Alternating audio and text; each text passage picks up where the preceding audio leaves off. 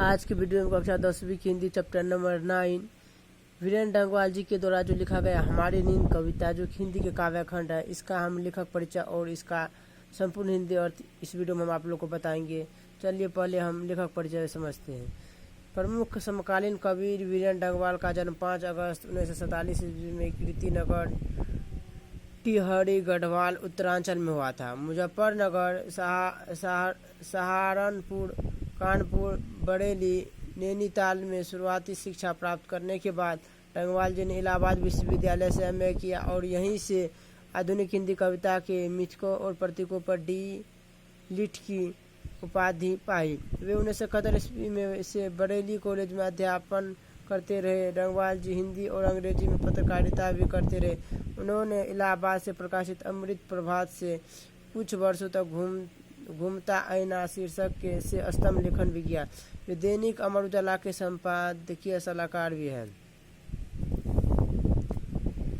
कविता में यथार्थ को देखने और पहचानने का वीरेंद्र डंगवाल का तरीका बहुत अलग, अनूठा और बुनियादी किस्म का है। सन 1991 ईस्वी में प्रकाशित उनका पहला कविता संग्रह इसी दुनिया में आज भी उतना ही प्रासंगिक और महत्वपूर्ण लगता है। उन्होंने कविता में समाज के साधारण जनों और हाशियों पर स्थित जीवन के जो विलक्षण ब्यौरे और दृश्य रचे हैं, वे कविता में और कविता से बाहर भी बेचैन करने वाले। उन्होंने कविता के मार्फत ऐसी बहुत सी वस्तुएं और उपस्थितियों के विमर्श का संसार निर्मित किया है जो प्रायः ओझल और अनदेखी थी। उनकी कविता में जनवादी परिवर्तन की मूल प्रतिज्ञा है और उसकी बुनावट में टेड देसी किस्म के खास और आम, तत्सम और तद्भव, क्लासिक और देशज अनुभवों की संश्लिष्टता है। वीरेंद्र डंगवाल को दुष्चक्र में श्रेष्ठ काव्य संग्रह पर साहित्य अकादमी पुरस्कार प्राप्त हो चुका है। उन्हें इसी दुनिया में पर रघुवर सहाय स्मृति पुरस्कार मिला है। उन्हें श्रीकांत वर्मा स्मृति पुरस्कार और कविता के लिए शमशेर सम्मान भी प्राप्त हो चुका है। डंगवाल जी ने विपुल परिमाण में अनुवाद कार्य भी किए हैं। तुर्की के महाकवि नाजिम हिकमत की कविताओं के अनुवाद उन्होंने पहल पुस्तिका के रूप में किया। उन्होंने विश्व कविता से Pablo Neruda, Bertolt Brecht, Vasko, Popa, Miroslav Holub, Tadeusz Rozewicz आदि की कविताओं के अलावा कुछ आदिवासी लोक कविताओं के भी अनुवाद किए। समसामयिक कवि वीरेंद्र डंगवाल की कविताओं के संकलन दुष्चक्र में श्रेष्ठा से उनकी कविता हमारी नींद यहाँ प्रस्तुत है। यानी कि एग्जाम में प्रश्न बन सकता है, दुष्चक्र में श्रेष्ठा से हमारी नींद कविता कहाँ से ली गई है?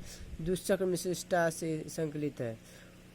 सुविधा भोगी आराम पसंद जीवन अथवा हमारी बेपरवाहियों के बाहर विपरीत परिस्थितियों से लगातार लड़ते हुए बढ़ते जाने वाले जीवन का चित्रण करते हैं यह कविता। चलिए इस कविता को पढ़ते हैं।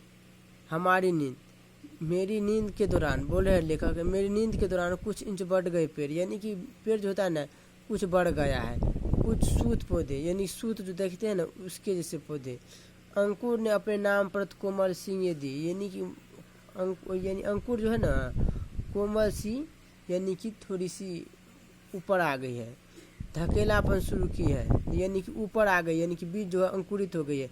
बीज की फूली हुई छत भीतर से, यानी कि बीज जो है ना उसका जो छत्ता टाइप का होता है उस टाइप का भीतर से फूली हुई है।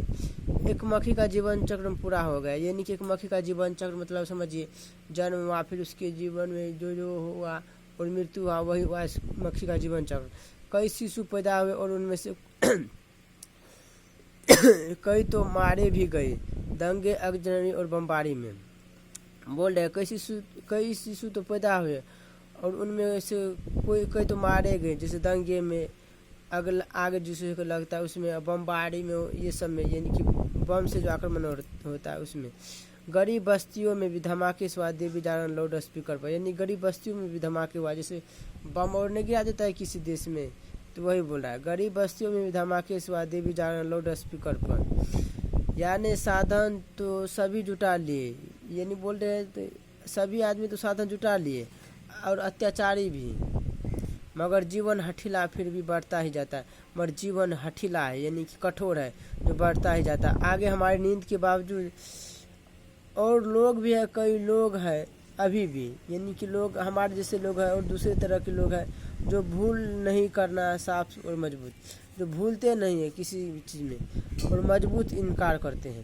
तो आज के वीडियो में हमने पूरा कंप्लीट किया। हमारा वीडियो अच्छा लगा तो चैनल को सब्सक्राइब करें।